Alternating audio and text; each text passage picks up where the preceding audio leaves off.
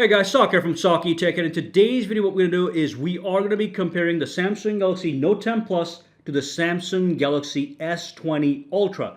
The biggest question I'm getting from all of you guys is, should I upgrade from the Note 10 Plus to the S20 Ultra? So in this video, we're going to take a look at the build, the design, the screen size, screen quality. We're going to look at every aspect, including the cameras, the software, the biometrics, and the processor, and at the end give you a precise conclusion on whether or not you should upgrade from the 10 Plus to the S20 Ultra. So let's dive in real quick and start with the build and the design. Now real quick before we dive in, I do want to quickly disclose that this is a replica S20 Ultra model. It's got the same specifications and the same exact overall design of the real retail version, except for the camera module at the bottom is going to look a little bit different. Now, as you can see, the overall sizes of these smartphones is exactly the same.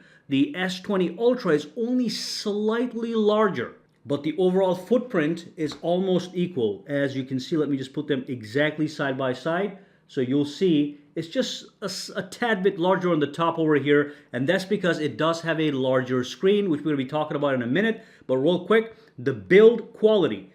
This phone is built with Gorilla Glass 6, okay? Front and back, same situation applies here. Build quality is exactly the same as far as the glass is concerned.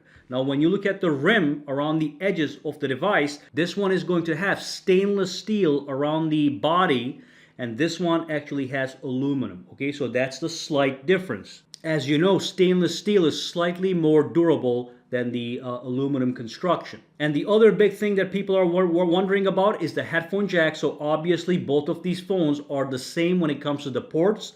If you look at the bottom, neither one has a headphone jack. Both of them have the USB Type-C port in the middle, the speaker grill, okay, at the bottom, and the microphone hole next to the USB Type-C port. And of course, the Note 10 has that magical S Pen. That's the extra you get with the Note series. Both phones also have dual stereo speakers, one at the bottom, as you can see, and one at the top built into the earpiece. They're going to be exactly the same quality, not a major difference. Now let me flip the phone over and real quick just look at the front. Okay, so let's put this over here. By the way, I have this cloth here so the phone doesn't slide. It does slide because it has protection over it. So that's why that cloth is there, okay? But when you look at the front of these screens, let me just log into this one. If you look at the front, basically we have, again, the same design. The display quality is going to be exactly the same. Both phones are going to have a cutout on the top for the camera. Now, the one thing with the camera, we're going to be talking about the cameras, the rear cameras in a minute, but the front camera on this one is 10 megapixels. The front camera on this one is going to be 40 megapixels. So definitely there's going to be a boost in quality when it comes to the frontal camera. Screen size, 6.9 inches, 6.8 inches. Not a big deal, okay? The screen size or the screen quality is not going to be a factor when you upgrade, when you decide or think about upgrading from one phone to the other. Both screens are dynamic OLED displays, and they're the best Samsung has to offer. Now, even though the screen size and the screen quality is almost the same, there's one big major difference, and that's the refresh rate. I'm going to be talking about that towards the end of the video. For now, let's move on, but that's going to be a major factor also in deciding to upgrade, so keep watching for that. Now, one more thing you want to observe here with these phones is, if you look at the corners, all four corners, the ones on the S20 Ultra are more rounded than the Note 10. Note 10 is a little more squarish smartphone. This has a more professional look, while this one is a little bit more playful. Now let me flip over real quick again and quickly talk about the actual cameras. Do know all the details about the cameras to make the actual comparison, okay? So this one has 4 cameras. This one also has 4 cameras, but the cameras are dramatically better in this case. And that's one key aspect you're going to look at when you decide to upgrade from one phone to the other. Camera is going to be the main focus. So let me tell you real quick what's going on over here. The Samsung Galaxy Note 10 has 4 cameras. Now let's get the simple camera out of the way. We do have a depth vision camera, which is designed to give you better background blur when you take photos and videos. So that's not a big deal. But then what we have is we have a ultra wide camera, which is 12 megapixels. Then we have a 12 megapixel main camera, and then we have a telephoto camera right over here. So we have super wide, we have regular wide, which is what most people use, and we have the telephoto camera. On this guy, again, we have a depth vision camera, which is right here, and that's the same one as these two dots right over here. You got two dots here, that's the flash, okay? Now, over here what we have is we have a 12 megapixel ultra wide camera, just like this one, but it's going to be better quality because the sensor has been upgraded.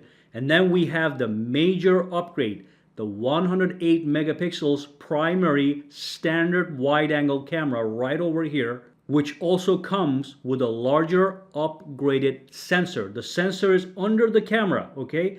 And in this case, it's going to be larger. In this case, we have a smaller sensor, so the quality of the images is simply going to be better on this product, whether it's low light, sharpness, or detail of the actual photo. Now at the bottom, we have another magic. Now this is only available again on the S20 Ultra. We have an optical camera that is able to zoom in 100 times. That's not optical zoom, that's going to be hybrid zoom. With this one, you can only go up to 10 times hybrid zoom. With this one, it's going to be 100 times hybrid zoom. So the camera is going to be a main focus. Going from here to here, you're getting a massive upgrade. The camera structure, the options are the same, but the quality increases with this guy, okay? So that's the camera. Let's move on and talk about the software really quickly. Both phones offer the exact same software experience. Now I'll let you know, in this instance, the Note 10 is slightly ahead because the Note 10 has the S Pen right here, okay? And S Pen has all these functions that you're never gonna find on the Samsung Galaxy S series of smartphones. You can create notes, you can draw, you can write, you can sketch, and then you have cool things like Smart Select that allows you to use the pen to select it. On top of that, if you go into the settings, let me just go down over to advanced features. You can use the S Pen as a remote control to control your smartphone via air actions, all right? And you have all these S Pen options. That's a complete extra suite of functions found on the S Pen. Now both phones are going to be running Android 10 One UI 2.0, but on this one, you've got the extra suite of functionalities thanks to the S Pen. And again, that's one thing people are going to be looking at when they're trying to decide to upgrade from this one to this one. Do I let the S Pen go or do I keep it for the gains I get in the camera department, okay? But let's move on and quickly talk about biometrics. Now, both phones gonna have the exact same biometrics options. The primary way to log in is gonna be a fingerprint sensor right here. Boom, fingerprint sensor, boom. Same situation right here. Both have facial scanners using the front-facing camera. It's going to be software-based, nothing special, nothing like the iPhone. But because of some software enhancements, it's going to be a little bit faster and better. And of course, the camera is now larger, so it does have slightly better face recognition, but it's not going to be secure. The primary mode is going to be boom, biometrics fingerprint sensor. Now let's talk about the actual performance. Now this one has a Snapdragon 865 processor, 12 gigabytes of RAM. This one has an 855 processor from last year, also has 12 gigabytes of RAM. So because the processor is going to be brand new on this one, you do get a slight boost in performance. It's going to be 25% faster. When it comes to everyday activities, playing games, browsing around, just launching apps, using the phone to take photos, videos, the performance is going to be slightly similar.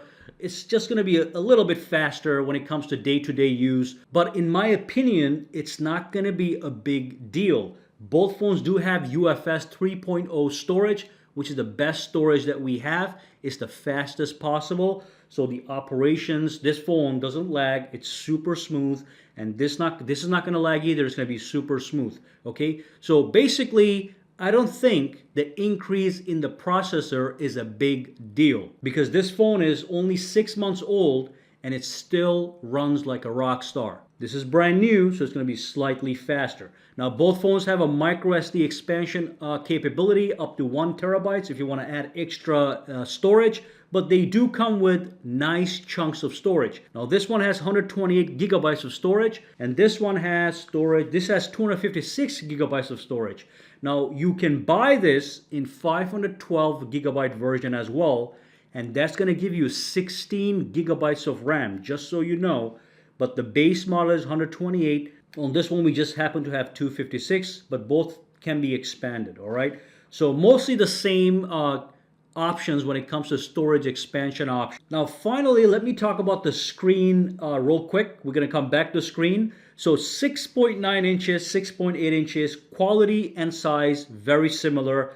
There's only one big advantage to the S20 Ultra that many people are looking forward to. Some people don't care, some people might care. This phone is capable of 120 hertz refresh rate. So as you browse through the phone, when you swipe back and forth, you play certain games, it's gonna feel smoother. It's just the perception is gonna be smoother. It's not gonna be faster, it's gonna be smoother. Going back and forth between the windows is simply, it's gonna glide back and forth. When you launch apps, it's going to feel more natural, all right? So just so you know, this phone is capable of 120 hertz refresh rate. This one is maxed out at 60 hertz refresh rate, okay? Now, the one thing with this phone is when you go to the settings, when you go to display, all right, let's go into the screen resolution here. Now, 120 hertz on this phone is only going to be available in full high definition plus. When you go to the higher resolution, it goes back to 60 hertz, which I think they did to save the battery, all right? So just so you know, when you go here, you get 120 hertz. When you go here, you get 60 hertz. And even if you're here, you can still disable the 120 hertz if you so desire. So that's one of the big options on this phone this year that many tech enthusiasts do care about, while most of the consumers actually don't care about, okay? Just be aware of that. Now let's move on and talk about a conclusion. Should you upgrade from the Note 10 Plus to the S20 Ultra? And the simple answer to that question based on facts is no. Because when you are upgrading, you're only really getting one major upgrade. There are other upgrades, minor in my opinion. The major upgrade is the camera, okay? And of course, the slightly larger screen size with 120 hertz refresh rate. Beyond that, you're losing the S Pen if you go here. So if you're an S Pen enthusiast, big mistake. I would wait for the Note 20 Ultra and skip the S20 Ultra. But when it comes to the ports, it's all the same. No headphone jack, similar build quality, same ports, similar software experience. Again, this has a couple more extra options, as you know. So that's great. And same biometrics options, fingerprint sensor, similar design. So again, all you're getting, guys, is, and I want to make sure you understand this, yes, there are other upgrades like the processor, but the massive differences are the camera and of course the 120 hertz refresh rate. And then also when you move from here to here, you do lose the S Pen. So you have to balance that out. Are you okay with letting this package go and go to this one for the latest and greatest camera, which is something I would personally do. But then again, I'm a reviewer. I have to buy every phone anyway. But for most consumers, this package is more than enough. And this is still a flagship, okay? Until the Note 20 Ultra comes out, this remains a flagship. So that's the conclusion. Do not upgrade for now. Wait for later. If you have any questions, comments, or concerns, drop them down below and let me know. And for now, guys, have a fantastic day, all right? All right, so if you found this video useful, make sure to subscribe to SAKITECH by clicking that button, and also click that bell icon on the side to make sure you get notified every time I upload a new video. And if you do use Twitter, Instagram, or Facebook, you can follow me at SAKITECH Online to get the latest updates as well. All right, have a fantastic day.